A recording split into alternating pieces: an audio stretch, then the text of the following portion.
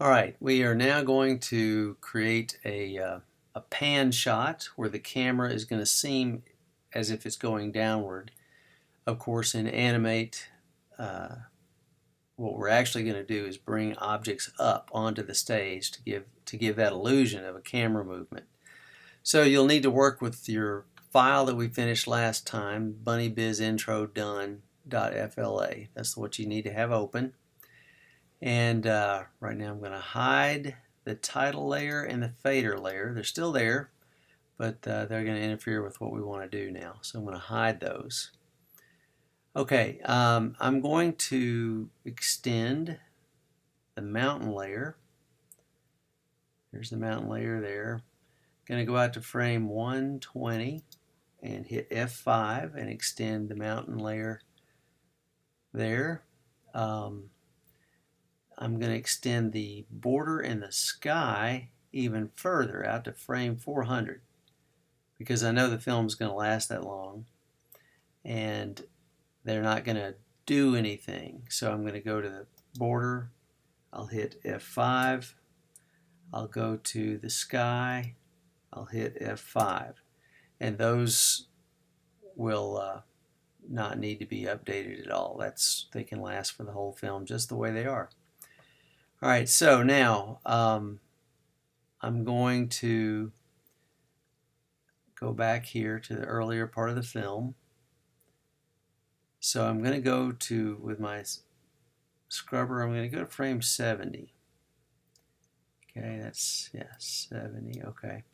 And this is where we are. This is what's showing in the frame. And this is about where the title card starts to fade out. And I'm going to also lock the title and the fader layers so that they don't interfere. Okay, I'm going to lock the border layer. I'm going to unlock these others so I can play with those. And I'm going to go to the sun layer. Here's the sun. And I'm going to go to frame 70 of the sun layer.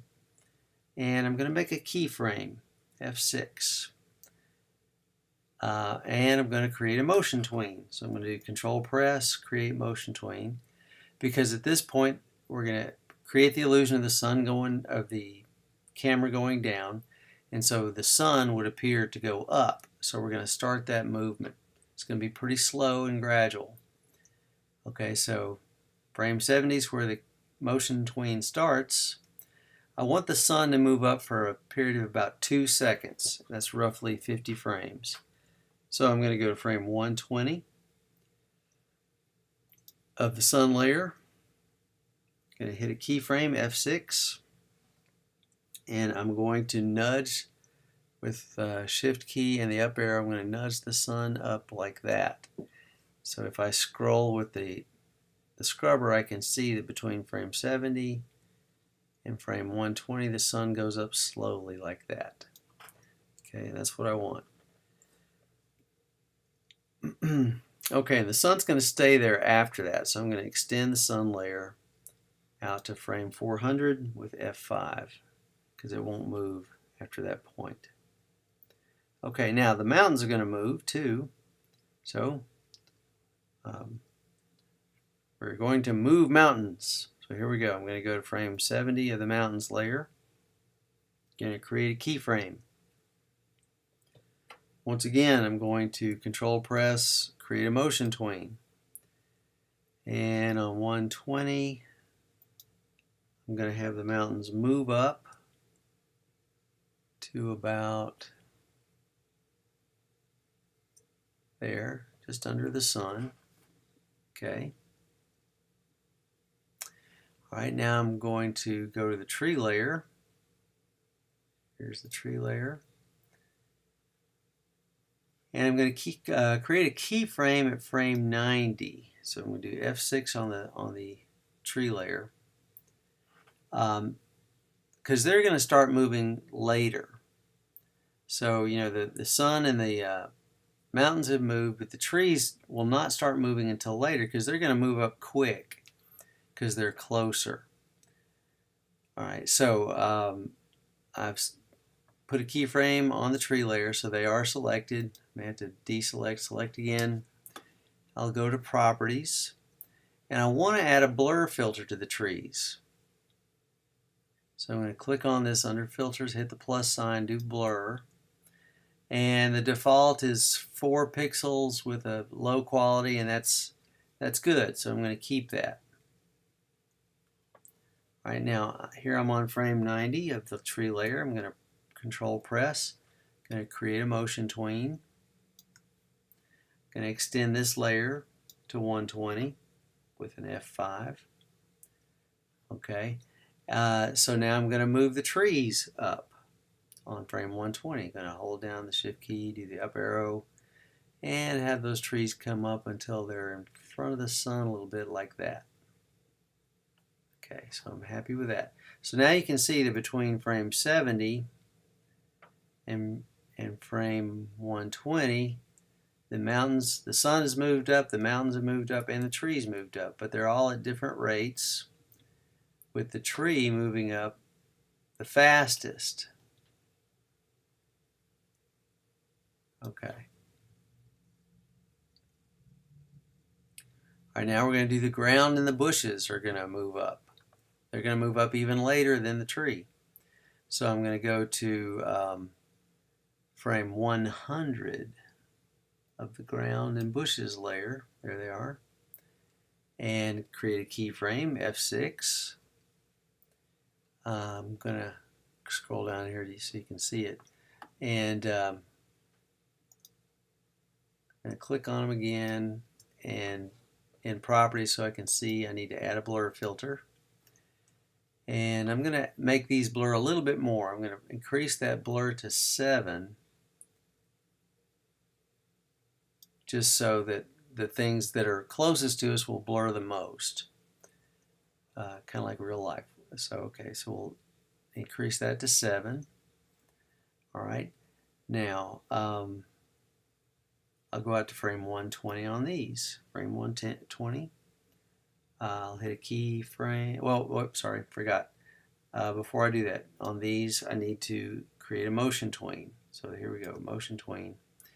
Now I'll go up to frame 120, create a keyframe, and I will move these objects up on frame 120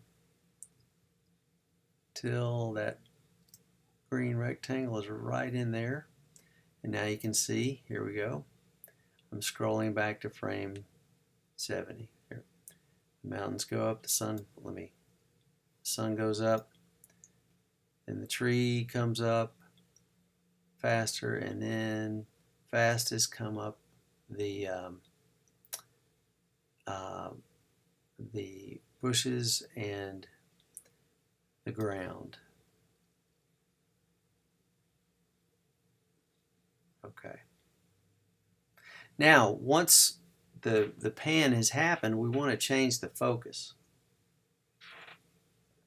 The camera is blurred as these things are moving, but now, as in a real film, the camera would start to focus on the foreground elements, and once it did that, the things in the background would become blurred. So we're gonna do that now. We're gonna reverse the blurring here so that it looks like the camera's coming into focus. Okay, we're gonna have that change of focus happen in 1 second, or 24 frames.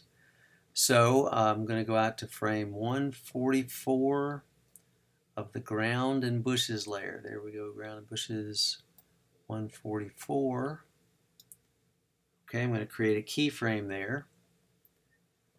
And they are now going to lose their blur on frame 144. So I'll have to, can't see it in the properties. I got to click on it again, hold down Shift, make sure, oops. Why don't I just get this and that? Now I've got them both. I'm going to reduce that blur back to 0 so that they are sharp. Okay. All right. Now the tree layer, going to do the same thing. Make a keyframe for the tree layer, and on here, deselect, select again, change this blur down to 0 because it comes into focus. so. Okay. Now the mountain needs to become blurred because the focus is reversing. So I'm going to go to frame 120 and of the mountain layer, and I need to add a blur to the mountains. So I'm going to add a blur filter to the mountains on frame 120, but I'm going to turn it to 0 because I'm going to establish. I had to add the filter here, but I need to establish it starting at 0. Okay, so the blur filter has been added to the mountains there at frame 120. So now I'm going to go out to frame 144 and going to make a keyframe. And then on frame 120 here of the mountains, going to change that blur from 0 to 5. Okay, so now you can see how the focus changes. The bushes and the tree become sharper and the mountain blurs, just the way the camera would in real life there. Okay, now we want to hold that pose for a little bit because it immediately ends. So we're going to go to frame 200 and just give some time for these layers to look like that. So I'm going to go to the ground, bushes, and tree layer of frame 200 and hit F5 to extend them there. Then I'll go down to the mountains and hit F5 to extend that.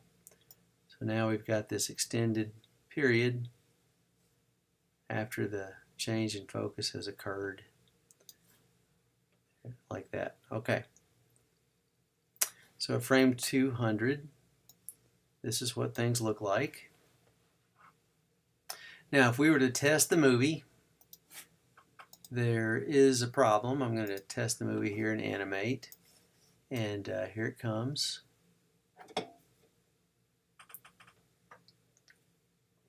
The problem is that those bunnies are already there. What I'd really like is for those bunnies to show up after the camera pan. Like here's the pan. I would like the bunnies not to be showing yet, so I've got to make that happen. What I've got to do is I've got to get inside this movie clip that has the bunnies in them. So the bunnies are actually in the Holes movie clip is where they are, and I need to get them to pop up later. All right, so I'm going to go to, well actually I'm going to double click on this and you can see I'm inside the Holes movie clip, and there are bunny movie clips that are invisible right now, but they will show up. So here I'm inside of here, and what I need to do is get these to appear later, delayed. So I'm going to select layers 1, 2, and 3, and I'm going to have these. See, notice the keyframe there at frame 1 of layer 1. I'm going to press and drag all 3 of these layers to the right until I get them to be at 125. That's where I want things to start. There we go, 125. Okay, so that'll delay their appearance a little bit, give them time to appear, and then one thing here is that the holes,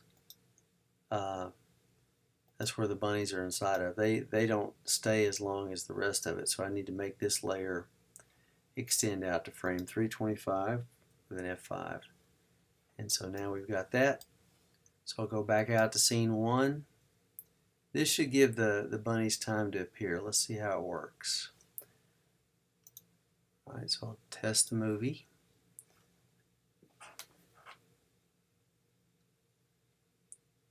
There we go. Yeah, now that we delayed their entrance, they're appearing the way I wanted them to. And now we'll just save this file as Bunny Biz SlowPan, and that will be all that we do until the next video.